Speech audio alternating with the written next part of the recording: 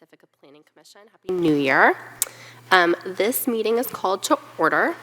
Commissioner Devine is participating remotely pursuant to Government Code Section 54953F2, which allows remote participation for just cause or emergency circumstances. Commissioner Devine, can you confirm for the record the reason for your remote participation?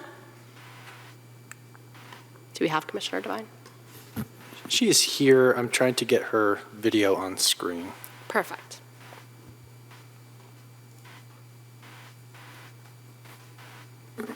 Commissioner Devine, can you start your video, please?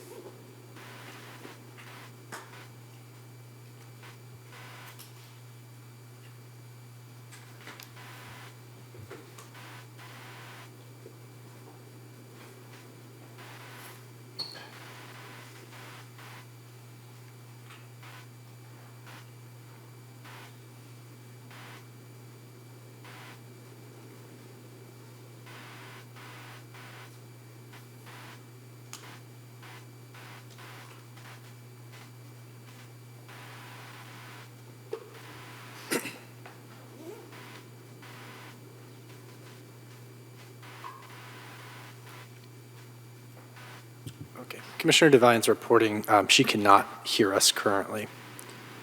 I just fixed the audio. I unmuted. Christian, I can hear you guys now. Okay, great. Can you turn on your video, please, Commissioner Devine? So when I do start video, it says you cannot start your video because the host has stopped it.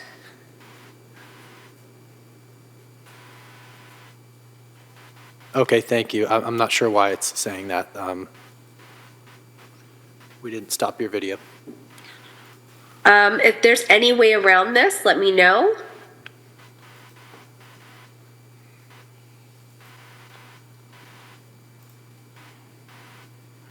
Do we need to be on video, Director Murdoch? We do, Chair. Okay. We may just want to try to troubleshoot this for a moment before Sure. we proceed. Yeah.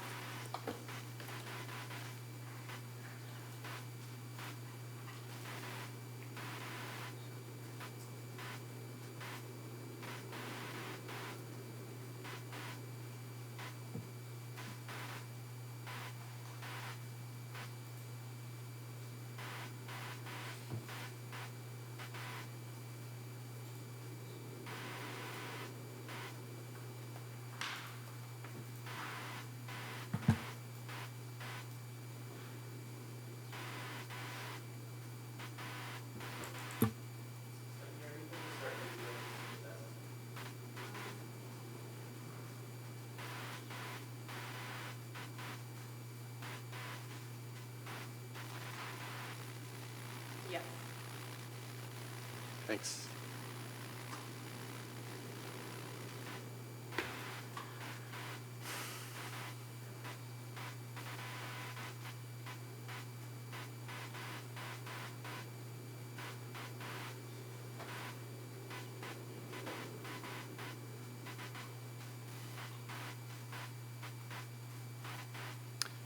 So, Chair, Commissioner Devine's going to disconnect and try to rejoin the meeting in hopes that the video will work then.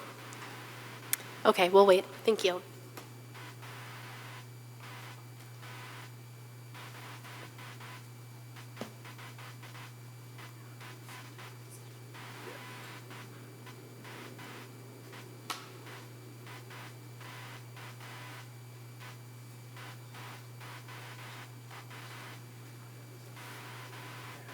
She's getting this error.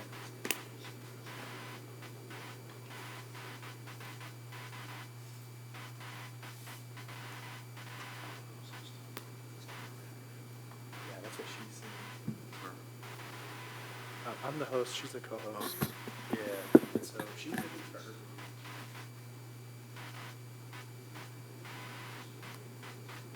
Oh, yeah. It could be her co-host. Thanks, Mike.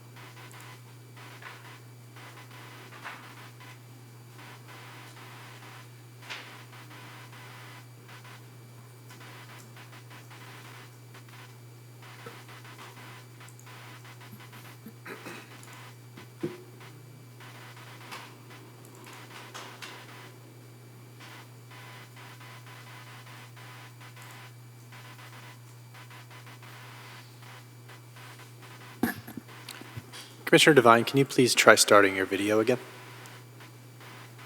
No problem. There we go. Okay, perfect. Thank you so much for your patience, everybody. Hi, Commissioner Devine. Hi, good evening. Good evening. So, Director Murdoch, considering the delay for clarification, would you like to start again? Sure, Chair. All Thank you. right. Well, then this meeting is now officially called to order at 7:15. Commissioner Devine is participating remotely pursuant to Government Code Section 54953F2, which allows remote participation for just cause or emergency circumstances. Commissioner Devine, can you confirm for the record the reason for your remote participation? Sure. I'm participating remotely due to the need to provide childcare, which is just cause of the Government Code section, which our chair just mentioned. Thank you, Commissioner Devine. Under AB 2449, you are required to identify whether there are any individuals 18 years of age or older who are present in the room at the remote location that you are calling from, and identifying the general nature of the relationship that you have with any individuals that are physically present in your location. There are no individuals 18 or over in the same room as I. Okay, thank you very much. So with that, staff, may I please have a roll call vote? Commissioner Berman, Present. Commissioner Devine, Present. Commissioner Godwin. Present. Chair Hauser, Present. Vice Chair Leal. Present. Commissioner Wright. Present. Vice Chair Leal, can you please lead us in a salute to the flag? Sure. Thank you.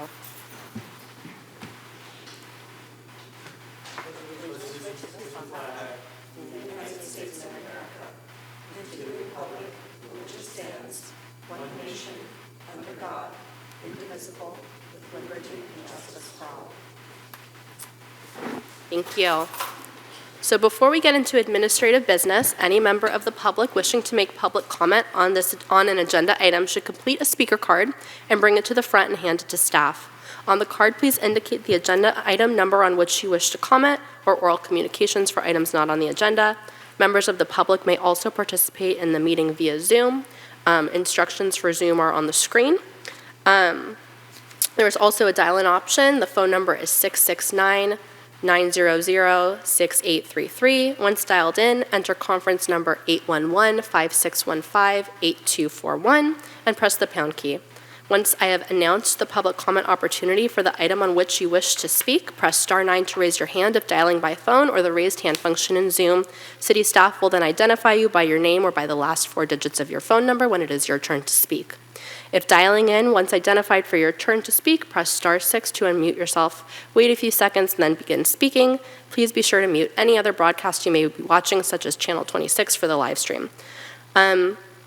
Public meetings are a limited public forum, meaning that there are rules for commenting at these meetings. Comments on non-agendized items must address matters within the subject matter jurisdiction of the Planning Commission, and comments on agendized items must relate to that specific item.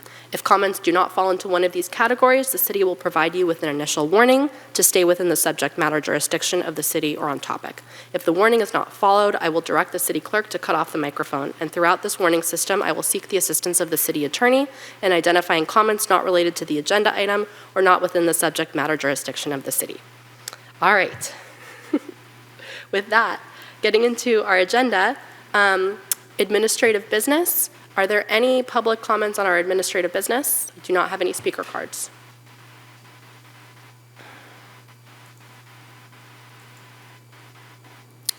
Mr. Fontes? Any raised hands? There are no raised hands. Okay, great. So with that, may I please have a motion on the order of the agenda?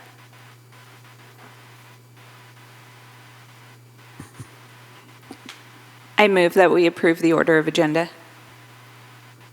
Commissioner Godwin? I second that motion. Okay, let's vote, please. Oh, and I believe Chair, we we need a need roll to take all of the call votes by vote. roll call. Yes, excuse me. So if we could please have a roll call vote. Commissioner Berman, Yes. Commissioner Devine, Yes. Commissioner Godwin, Yes. Chair Hauser, Yes. Vice Chair Leal, Yes. Commissioner Wright. Yes. That motion passes unanimously. Thank you. All right, we do not have any minutes to approve tonight, but we do have a designation of liaison if this item moves forward to City Council on January 22nd, and I would love to have a volunteer for January 22nd.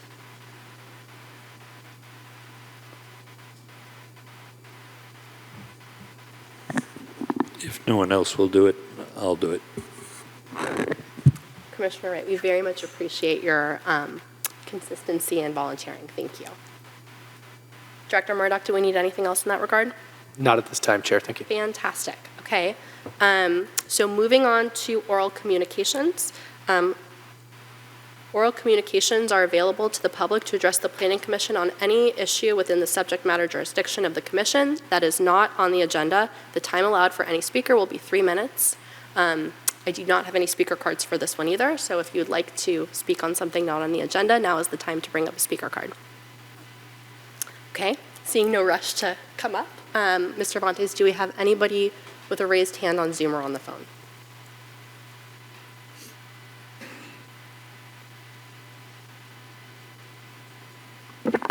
We do not have any raised hands. Fantastic. Well, then I will close oral communications. And we will move on to new public Chair hearings. Hauser? Yes. We just had a caller raise their hand. Okay. Then I will reopen oral communications, and the person will have 3 minutes.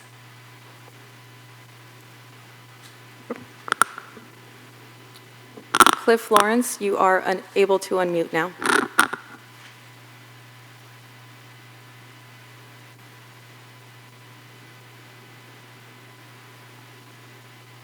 Hello.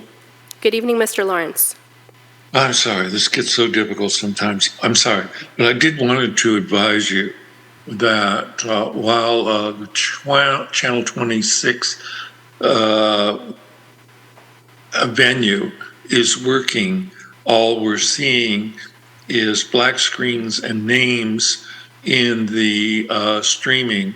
So we are not seeing any of the meeting. It's a bit of a, excuse the expression, kerfuddle. And that's what I wanted to report to you, that I find this is not really working well as a public forum.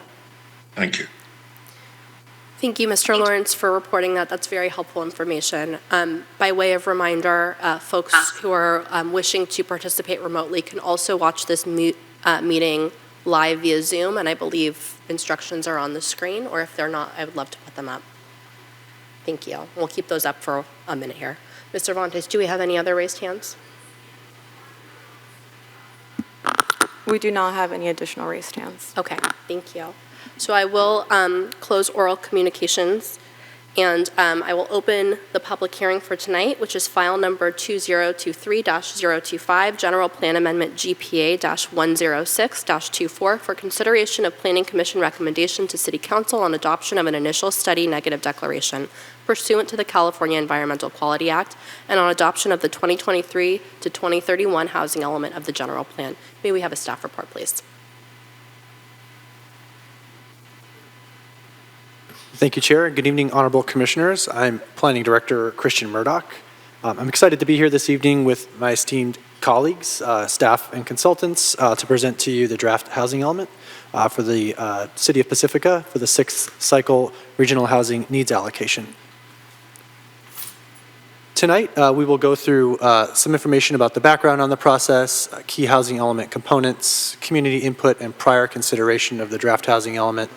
summary of responses to HCD's comments from the May 2023 draft, California Environmental Quality Act recommendation, staff recommendation, and our suggested commission action.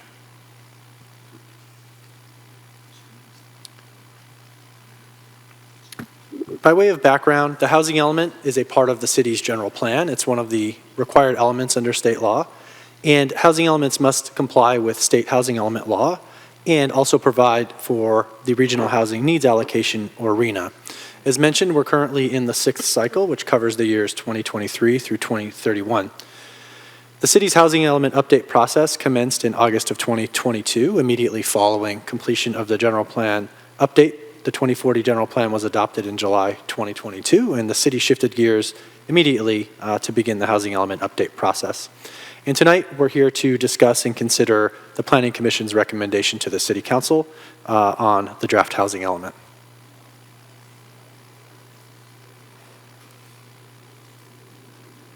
The housing element, in simple terms, is comprised of two main components: a housing sites inventory, which gets a lot of the attention. It relates to the regional housing needs allocation, but also important is a set of policies and programs which provide for advancing housing development, reducing barriers to housing approvals and construction, and other pro-housing type policies. Director Murdoch, I'm sorry to interrupt. Do we want to just take a quick check and make sure that we're fine? Okay. Well, I hope Mr. Lawrence has found a way to watch the meeting. It sounds like technically we're looking good, so I really appreciate you looking into it. Thank you. I'm sorry, Mr. Murdoch. Please go on. Not at all. Jumping into the housing sites inventory component of the housing element first, an overview here of the city's regional housing needs allocation, a comparison of the 5th cycle, which covered 2015 through 2023, and the 2023 through 2031 allocation that we're talking about now. You can see the red bar on the bar chart. Essentially, the city received nearly 5 times the housing unit allocation that it did in the prior cycle. And so this brought with it a set of unique challenges that the city had to confront in terms of planning for a significant number of new housing units across the city that it did not have to confront in the prior housing element cycle. You can see also here on the bar chart, maybe a little bit difficult to read on the screen, but the city's housing unit allocation is further broken down by income level. So from very low and extremely low housing units to moderate, to low income, to moderate, to above moderate income, sometimes called market rate housing units. In total, the city's RHNA for the 6th cycle was 1,892 units across all of the income levels combined. Moving on to this slide, breaking that RHNA down into some of the core components that are included in the draft housing element. The staff has put together a draft housing element that includes a number of different strategies or methods to comply with the RHNA. First, we use approved housing units, in other words, those that are in the pipeline currently, a little more than 200 housing units. We've also used accessory dwelling units, or ADUs, using the methodology that the state allows for estimating future ADU production, a little less than 200 units in that category. We also have used sites with existing general plan capacity in the 2040 general plan, and that's approximately 122 units. And then the bulk of the effort in the draft housing element to accommodate the RHNA involves general plan and zoning amendments, in other words, rezoning. And that's a little over 2,000 housing units. In total, across all of the income levels and methods of providing these units, the city has put together a draft housing element that would include 2,574 housing units. The table 3 on your screen demonstrates how those housing units are allocated across the income levels and shows what the resulting buffer is, or surplus, above the minimum required RHNA. Overall, there's a 36% buffer across all income levels. But importantly, in the staff's assessment, at the lower income level, we've put a lot of work into trying to provide a significant buffer for those housing units, and we've achieved a 50% buffer at that income level. Also important at the moderate income level, a 38% buffer. and then a lesser buffer on the above moderate income level units. Those tend to be most of the units that have been proposed historically in Pacifica, and so we assessed a lesser need to buffer sites with those units as compared to lower income sites that might develop at moderate income or above moderate income levels. And we need to ensure that we have availability of those sites throughout the 8-year housing element period in order to avoid having to undertake mid-cycle rezonings as part of what's known as no net loss. So if the city were to approve a housing project, for example, that caused its available sites to fall below the required level at a particular income level, we would then have to undertake a rezoning process to restore availability of those units. So this significant buffer, particularly at the lower income level, prevents or protects against having to do no net loss, and also provides significant policy support from the city for providing availability of sites to construct lower income housing. Shifting now to the policies and programs component of the housing element. There are 14 programs with numerous sub-programs and implementation components to cover the broad range of housing policy related issues that state law requires the housing element to address. There are too many to efficiently get through in an initial staff presentation like this, but I did want to highlight some of the notable programs, some of which the Commission has encountered in its earlier work on the draft housing element. Sort of the headline, if you will, is Housing Element Program Number 1, Implementation Program Number 1. It's the general plan and zoning amendments to achieve the RENA, i.e. the rezoning. This will involve the general plan amendments and rezoning to accommodate the RENA, those 2,000 plus units of new capacity that the city will need to create in the subsequent rezoning program. Implementation Program Number 2 is a zoning modernization and streamlining program. This is all the zoning policies and standards and regulations related to objective development standards and objective design standards that will effectuate the construction of those housing units and the types of projects that the city actually wants to see in terms of height, bulk, architectural design, site layout, et cetera. A significant amount of work will go into that program number 2, but a very important modernization step given the age of the city's zoning and the challenge to accommodate the types of densities that have not historically been reflected in the city's development regulations. Program number 5, to create and fund a housing action fund. Currently, the city has its general fund, which it can use for myriad different purposes. The city has an in lieu housing fee fund where it can collect fees paid in lieu of providing on-site inclusionary zoning units, typically 15% of the units in a particular housing project. But it hasn't had a more general purpose sort of housing action fund where it can designate city funds to go towards pro-housing and supportive activities.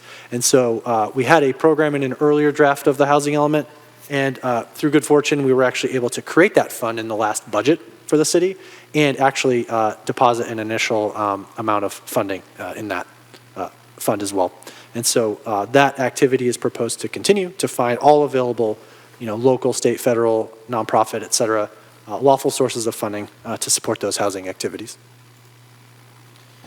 Program number 8, rehabilitation of homes in lower resource and coastal areas. This is a new approach to the city's code enforcement and property maintenance program.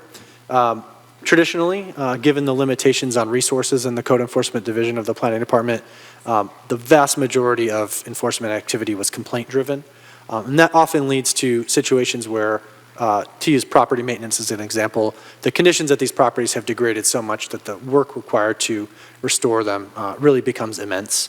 And so what this program would entail is a proactive approach where code enforcement will try to identify properties needing maintenance improvements in areas of lower income or lower resource ownership, and then engage with them prior to a complaint being received outside of the enforcement process to try to marshal the appropriate resources and to figure out the underlying issues associated with those. Very time and resource intensive, but important. Even if the numbers are few, the impact can be high to try to keep those housing units in habitable condition as well as to avoid blight conditions in neighborhoods. Program number 12, Fair Housing Affirmative Marketing Strategy. This would improve the city's required marketing activities in association with lower income housing units that will begin to be constructed and come online. Among the several requirements in that program, an interesting one in my mind is ensuring that there's an affirmative marketing requirement to schools that are outside of the racially concentrated areas of affluence, or RECA.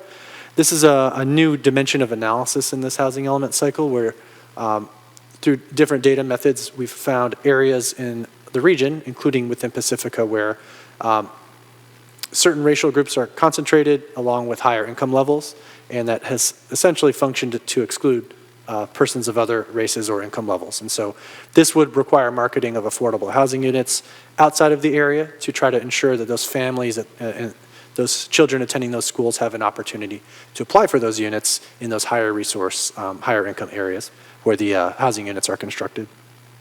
And then the last program to highlight here, another really important, but a little more mundane type program, but undertaking a variety of zoning ordinance amendments to align the city's municipal code with state laws that have changed over the years, where we need to do some refreshing and updating to the city's policies. Community input has been a really critical element throughout preparation of the draft housing element. We have put forth great effort and resources to try to inform the community about the process, to invite them in to learn about it, and to hear from them about what their interests, aspirations, and concerns are related to this housing element update process. Since the commencement of the housing element update process in August of 2022, we've presented a community engagement strategy to the City Council, which included a citywide mailer to ensure all properties in the city receive notification of the start of this process. We've held in-person and online engagement opportunities to provide varied opportunities to meet the community's needs, those that prefer in-person versus those that prefer online engagement opportunities. We've held 3 community meetings, in addition to the 6 Planning Commission and City Council meetings that have been held during the process. In addition, there's also been 2 review and comment periods on draft documents. Planning Commission involvement early in the process has been really important along the way as well. Between March and October of 2023, the Planning Commission has participated in 3 joint study sessions with City Council on various aspects of the housing element update process.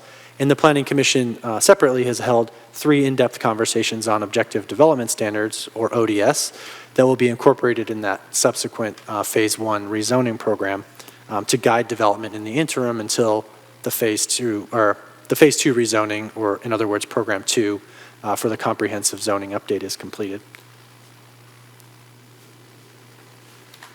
State law requires, as I mentioned earlier, that the housing element is compliant with state law and affords the authority to the California Department of Housing and Community Development, or HCD, to perform the review function and to interface with local agencies such as the City of Pacifica in review of their draft housing elements. The city submitted its draft housing element to HCD in May of 2023 for the 90-day initial review period. During the course of that review timeline, city staff met twice with HCD staff, including a visit in Pacifica, where we were able to provide a tour to HCD staff to show them the unique aspects of our community and to provide some explanation and justification for a variety of the site's approaches, as well as the programs and policies that we were envisioning to comply with state law. In August of 2023, we received the HCD comment letter, which is attached to the staff report. We've added some numbering to help folks follow along and to match up comments in the letter with some of the recommended approaches to address those comments. Throughout September and October of 2023, there were 2 joint study sessions held with Planning Commission and City Council to talk through a number of the most significant and critical comments from HCD and how policy approaches would be tailored to address those comments. That input, along with independent analysis from city staff and our highly qualified consultants, resulted in the December 2023 draft that we've produced, made available for public review and comment, and that we're here to discuss this evening, which in city staff's opinion and assessment addresses all of the comments from HCD to achieve compliance with state law, as well as addressing a number of other requirements in state law. Detailed findings and explanation of that compliance is included in the exhibits to the draft resolution that's part of the staff report for anyone that's interested in diving into the details. Of note, just to highlight a few of the key comments where changes were made to the draft housing element, In relation to the 100% non-residential sites, comment B.3.2.c, there was a two-part approach that needed some refinement from the first proposal by staff to the ultimate one that was endorsed by the Planning Commission and City Council. Part one involved demonstrating the past development that resulted in mixed use, even where purely commercial development could have occurred. And then secondly, demonstrating that the general plan and zoning to be implemented to accommodate the RENA on those non-residential sites will require mixed use. It won't be optional any longer to do a commercial-only project on those sites. Comment B.3.1 on the housing sites, a variety of changes to the sites list between the first draft that was released and this draft. A lot of time spent in the joint study sessions and elsewhere refining and adjusting the approach. Notably, several sites, including sites 7, 26, 35, and 36, were removed from the sites inventory list. And we shifted 13 sites from Table 3, residential sites with existing capacity, to either Table 4, sites with, that require rezoning to meet RENA capacity, or to the pipeline sites. And then comment B.3.10.a, emergency shelter ordinance. We've in fact already taken the proactive effort to prepare, and the Planning Commission recommended, and City Council has already ultimately adopted an update to our emergency shelter ordinance to respond to that comment. So significant effort across a number of comments and fronts to address HCD's comments and comply with state law.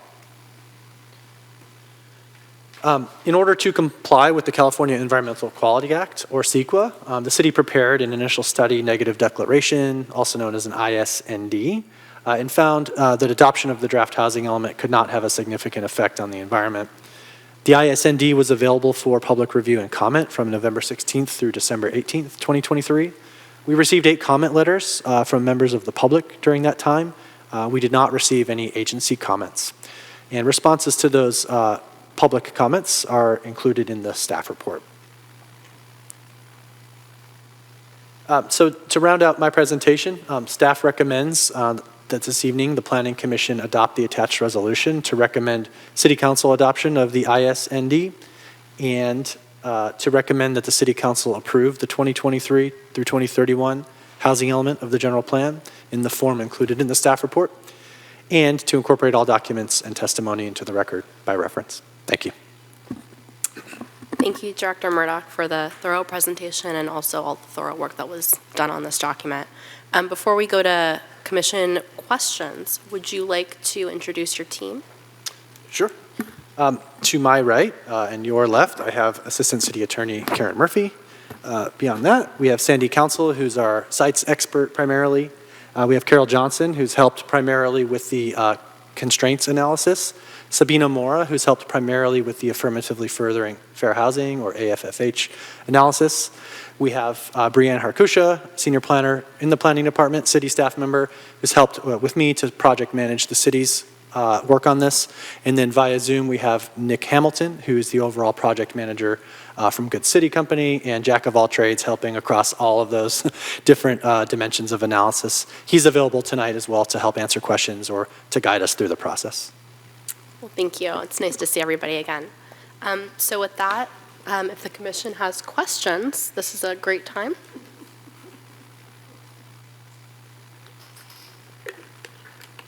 I have a couple, but I'll save them for after public comment. I see nods. Yes.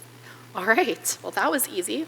So with that, I would like to open the public comment period. A reminder that folks have 3 minutes for their public comment. And if you would like to participate and you're in the room, to please fill out a speaker card and bring it to the front and hand it to staff. I'd love to put the directions for remote participants up on the screen as well, please. Fabulous, thank you. Do I need to read the warning again, or are you? I'll defer it to you if you don't mind. Just a reminder that public meetings are a limited public forum, meaning that there are rules for commenting at the meetings.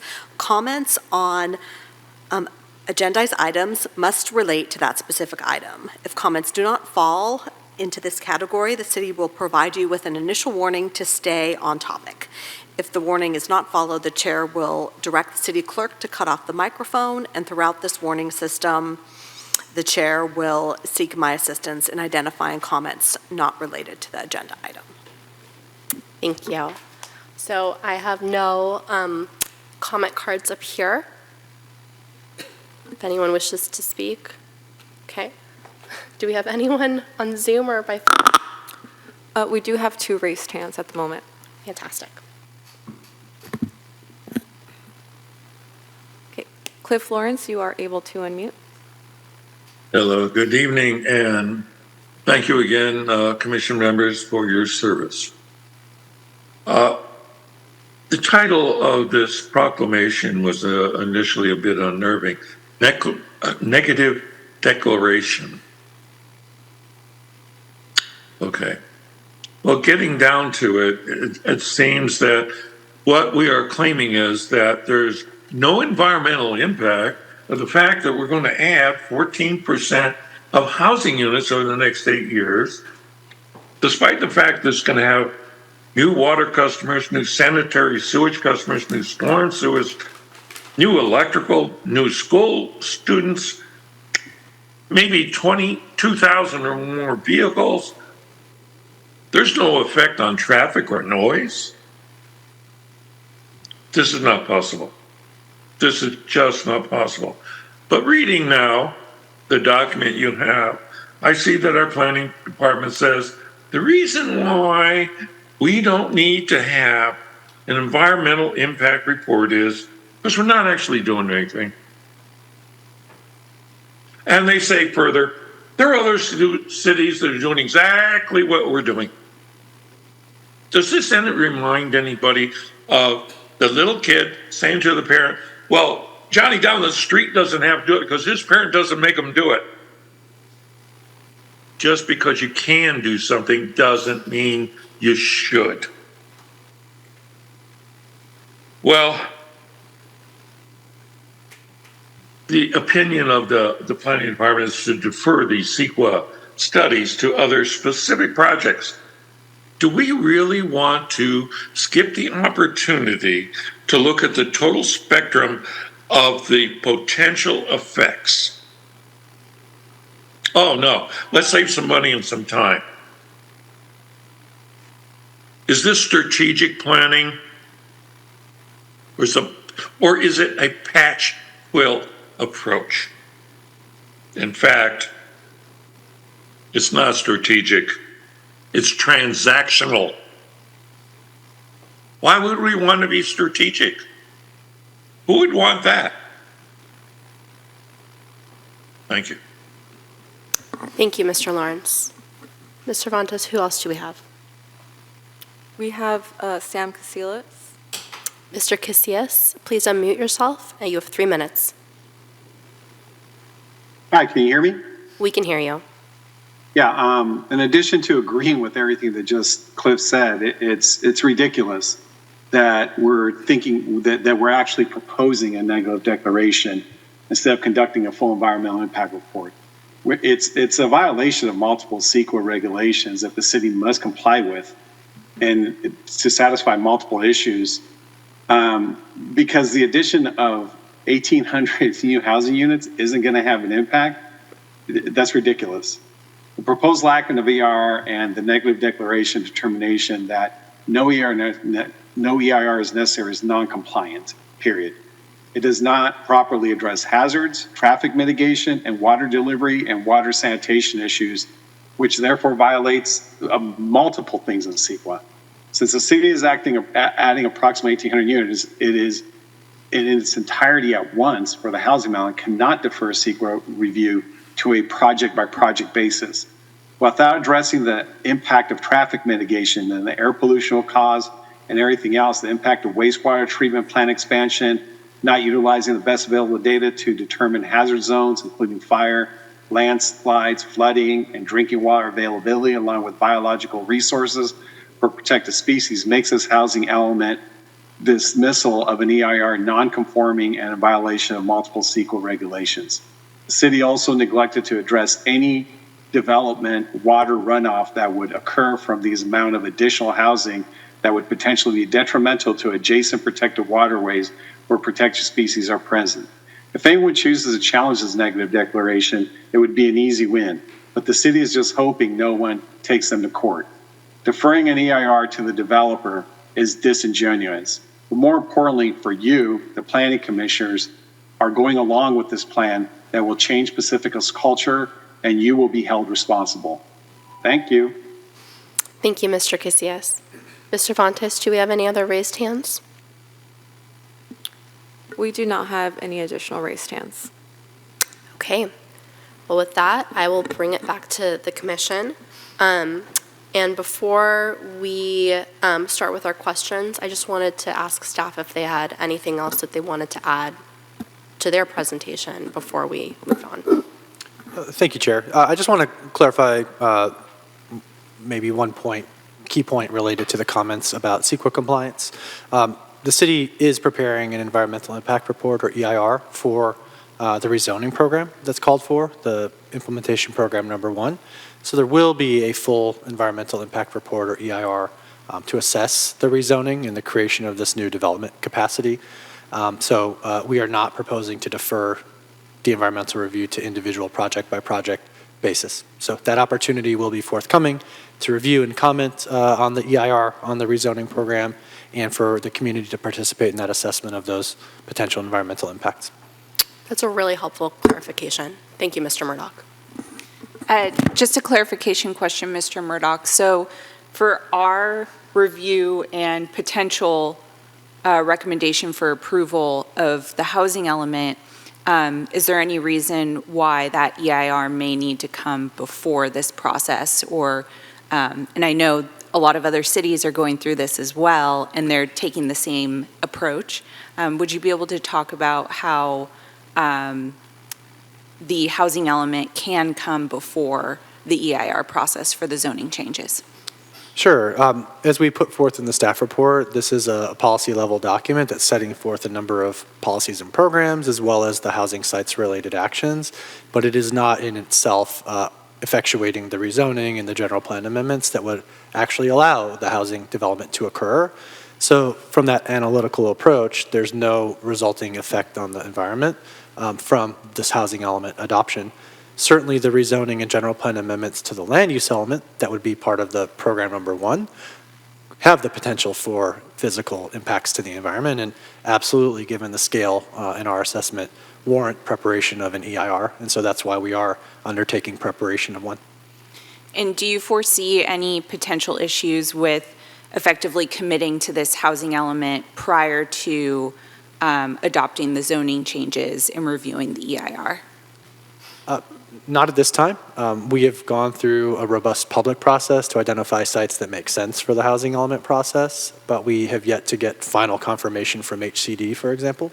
So we believe this is a solid sites list, but it is not necessarily the final sites list pending ultimate certification, even though we're very confident that the list should not need to change further. Mm-hmm.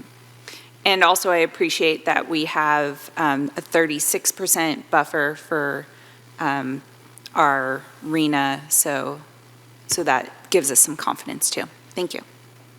Commissioner Berman, what I'd like to do is just go down the line and see if folks have questions, since you're, does that include, or do you have more? That concludes my questions for now, but I'm looking forward to deliberating more. Okay, understood. So then, Vice Chair Leal, I'm going to start with you, and we'll keep on going. I don't have additional questions. Thank you. Commissioner Godwin. Director Murdoch had answered all my questions via text, so Okay. I'm up to date. Commissioner Wright. I have a few process-related questions. My understanding is this whole thing started when the state put a mandate down on us, and this is a review on top of the heavy lift we did with the new general plan. I want to start by acknowledging how much work it's been to put this together, and how much I actually appreciate all the public input that we've had, all the numbers of opportunities for the public to input, how you've bent over backwards to incorporate that, all of our suggestions into it, plus staff's recommendations, plus utilizing our consultants, and to synthesize all that into this document in such a timely manner. And I want to thank you all for all your hard work on this to start with. I was hoping that you could speak to me a little bit about how you tried to incorporate all of some of those considerations into this document under the constraints that were placed on you from above. Could we start with that? Sure, and thank you very much for the recognition, Commissioner Wright. It's absolutely been a team effort from the city staff, our consultants, the city attorney's office, and all of you and the council members in the community. We've all had a really important role to play in this process. In my view, the housing element process started on the basis of public input, stemming from the general plan update process. Significant community involvement in that process and a number of years in the making to get to that adoption process. What we heard consistently throughout the general plan update process was, we don't want new housing on our hillsides. We want to preserve what makes Pacifica beautiful and the place that we all want to live in, which is the open spaces, the hillsides, et cetera. So we did our best through the sites approach to the housing element update process to start with an assumption of how can we put as much of that development as possible on infill sites, sites that are not on hillsides, redeveloping commercial shopping centers, et cetera. That aggressive focus on that approach did result in us having to propose higher densities, for example, that have not historically been constructed in Pacifica, at least for several decades. So that was some of the trade-offs, but also some of the key initial decision-making that resulted from public input. We've also heard a number of other public comments throughout the process about transportation-related concerns, and so we've tried to put as many of the sites along Highway 1 where the best transit access is available and the best opportunities for future transit access will be available. Unfortunately, not all of the sites can result along Highway 1, but we did hear that throughout the general plan update and initial public input on the housing element update process. And so those are just two examples of where we've really tried to incorporate the public's input in a way that will be tangible and hopefully beneficial to the process and to the ultimate product. I also wanted to acknowledge how you tried to implement a very progressive buffer system in order to actually try to get us the units actually built of what it is that we're saying our priorities are. And I wanted to recognize and appreciate you for that. In addition to that, I went to that last big meeting and I was so overwhelmed by how much community input there was. We had an overflow room. Made me happy. I love being a Pacifican where people care about their community, and I've watched you try to get your arms around a big problem and really try to get the best product for us. And I have total confidence that you have done that. Could you speak a little bit to how in the future community input at what stage of the game? Like for me, it's particularly useful for community input earlier in the game as opposed to later when we can actually effectuate and incorporate more of these ideas. In your opinion, when is the best time for community input to help get the product that we all want? Sure.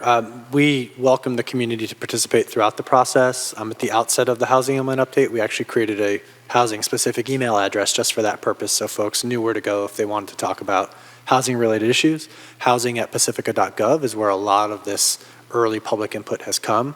Occasionally, we get some input, through the public comment at pacifica.gov, sort of standard meeting-related public input email address, but that housing@pacifica.gov has been really helpful to us to clarify its purpose and destination in reaching the city team. I would encourage anyone that wants to follow along and know where there are, when meetings will occur or when documents are available for review, to go to planpacifica.org. There's a place there to sign up for the housing element interest list that puts you on our email notifications when we put out announcements related to the housing element update, for example. Anyone that's interested in getting agenda notifications can email me or any member of the planning department team. We'll put you on the agenda notification email list as well.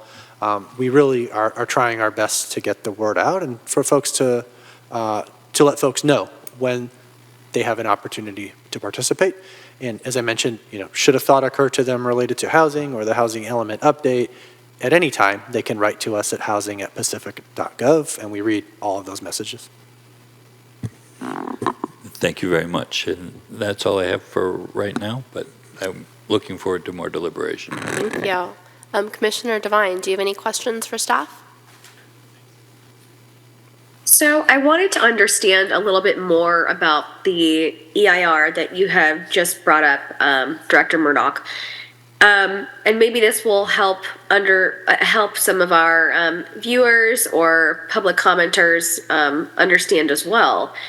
If things are brought up in that EIR process in regards to the rezoning sites, will those rezoning sites be reconsidered? That's sort of, if you could help me understand that process a little bit, I'd really appreciate it. Sure. Thank you for the question, Commissioner Devine. So the city, in fact, is obligated during the CEQA process to consider potential alternatives. And so it is possible that one of the alternatives that could come up could be modifying a housing element site if there are significant and unavoidable environmental impacts.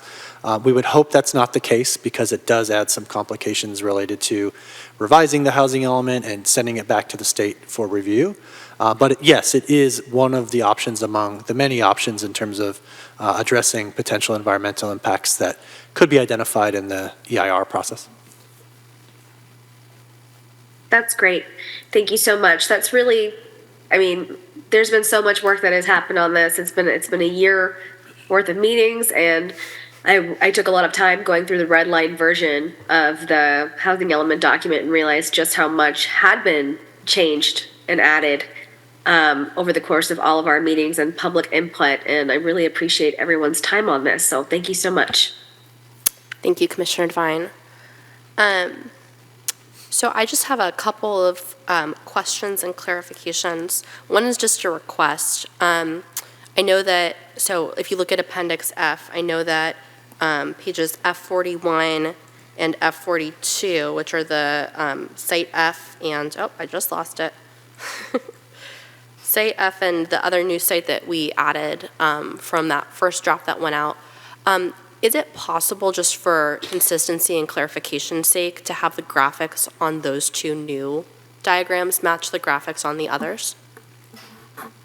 Sure. I think you're referring to the Oddstadt Boulevard site and the Skyline water tank site. Correct, yes. Yeah, and is your concern related to the different highlighting, related to the parcel outline versus the polygon outline? Yeah, I think on the other polygons, the graphics are really, really clear. And then when you add that cyan, that like second cyan polygon without any explanation, it's just kind of confusing as to why. But the polygons look great. The appendix is well worded. It's just a graphic question. Yes, we can absolutely make that change to align with the other sites. So I think it's, in the event of a future motion, it's figure F9 and figure F10. Okay.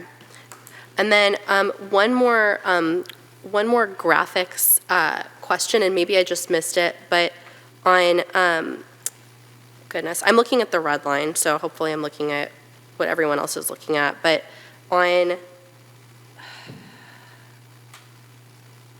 page 182, which is, again, in one of the appendices, I think it's D, all of those figures in there are very clear. I'm not sure that they've been updated to reflect the lower income versus market rate income changes that were made in the body of the document. So could you guys just check that before it goes to council if this is approved tonight? Absolutely. That was on the red line, page 182. Yes, so starting on 182, which is figure D1, and it's kind of, it just trickles through all the D figures. They were updated? Okay, then I think I just, there were some that didn't look like they matched page 14, but, well, let's just confirm, but I think I could be missing it too. Not a big deal. And then just one other question for my own edification. So in the last RENA cycle, there was a category for extremely low income, and in this RENA cycle, it's talked about a lot, but there's not a separate category for it. So can you just explain that? Sure, and then Sandy, council can add on or clarify as needed. So the allocations for very low income, and then there's an accepted methodology to essentially just split 50-50 for very low income and extremely low income.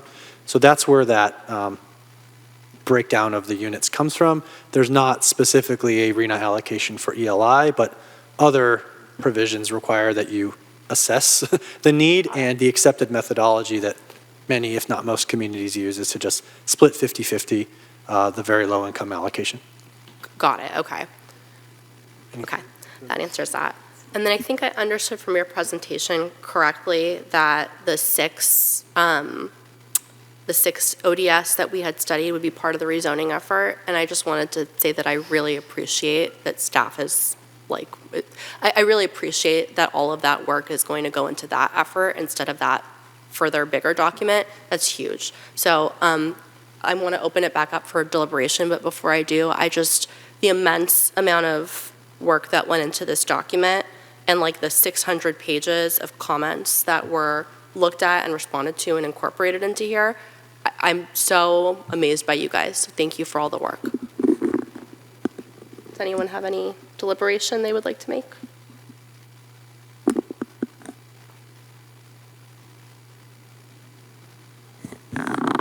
I have one more quick question.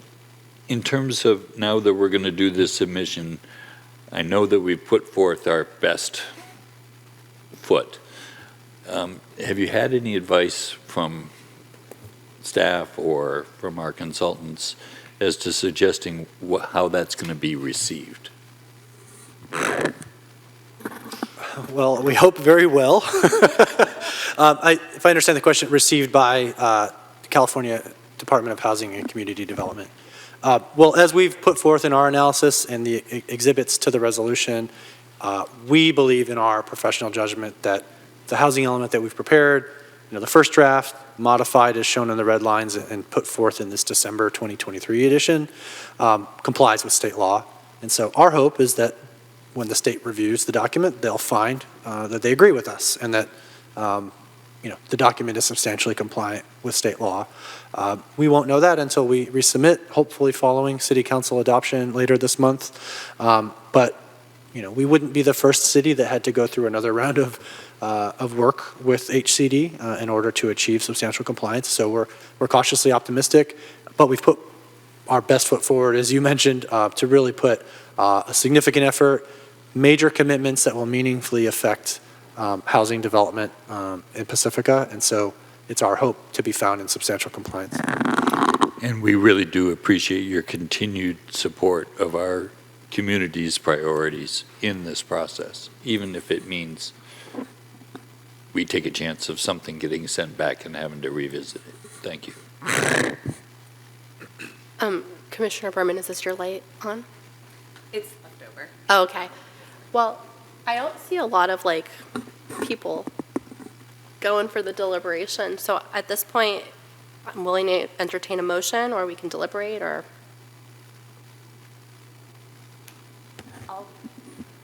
It's not necessarily a deliberation, but I just wanted to echo the appreciation to staff and the city's consultants. I know a lot of hard work has gone into this, and I also appreciate the commission's hard work.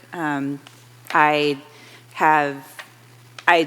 had to miss a few of these meetings just while on maternity leave, but I know how much work the commission has put in.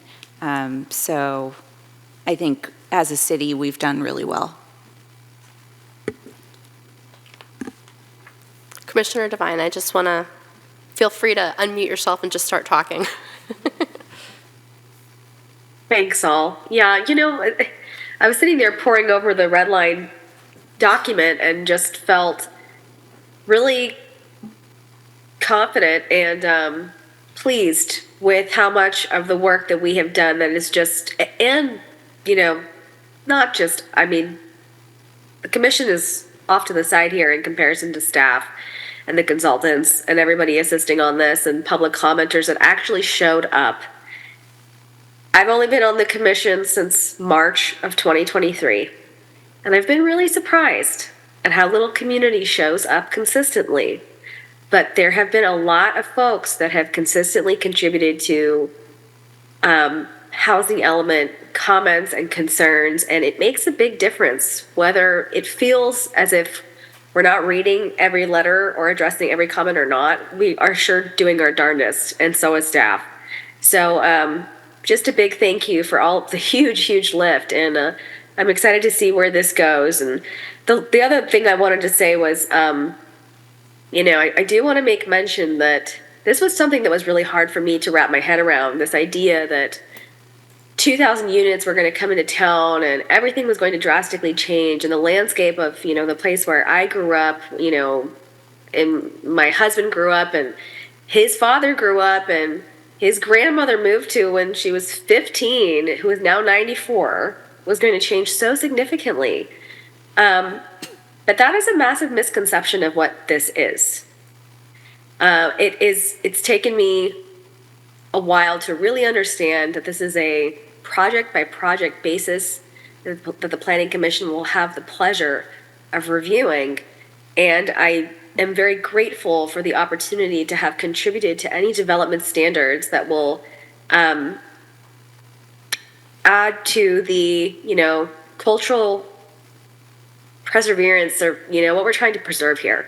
So just thank you so much for everyone for helping me get up to speed on such a massive project, and for allowing me all of my questions in the last year. Thank you, Commissioner Devine. Any motions?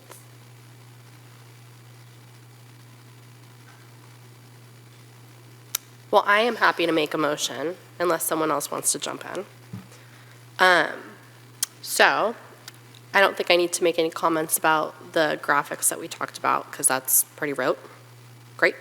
All right, so then I move to adopt the attached resolution to recommend that the City Council adopt an initial study negative declaration for the project title Housing Element Update 2023 to 2031, State Clearinghouse number 2023110438, in accordance with CEQA, and recommend that the City Council approve the 2023 to 2031 housing element of the general plan in the form included as attachment B to the staff report, and incorporate all documents and testimony into the record by reference. Would someone like to second my very long motion? I will second your motion. May we have a roll call vote, please? Commissioner Berman, Yes. Commissioner Devine, Yes. Commissioner Godwin, Yes. Chair Hauser, Yes. Vice Chair Leal, Yes. Commissioner Wright. Yes. That motion passes unanimously. Okay, thank you again. Any commission communications? Commissioner Godwin? Yeah, I just wanted to remind everybody that these are not approved projects, and the projects can be approved with substantially lower density when they come before the commission in the future. So this is just a set of, just a housing element, and what actually happens is yet to be fully determined. Okay, any staff communications? 2 points. One, just to thank the commission again for its significant work and attention to detail and leadership in preparing the draft housing element. Related to the continuation of the process, my second point is the City Council is currently scheduled to consider the draft housing element and the Planning Commission's recommendation to adopt on Monday, January 22nd. And so we would invite any members of the community that continue to be interested to participate in the process, another public comment and input opportunity at that public hearing as well. Thank you. Thank you. With that, does anyone have a motion to adjourn? I move that we adjourn. I'll second. May we have a roll call vote? Commissioner Berman, Yes. Commissioner Devine, Yes. Commissioner Godwin, Yes. Chair Hauser, Yes. Vice Chair Leal, Yes. Commissioner Wright. Yes. That motion passes unanimously. All right, this meeting is adjourned. Thank you very much.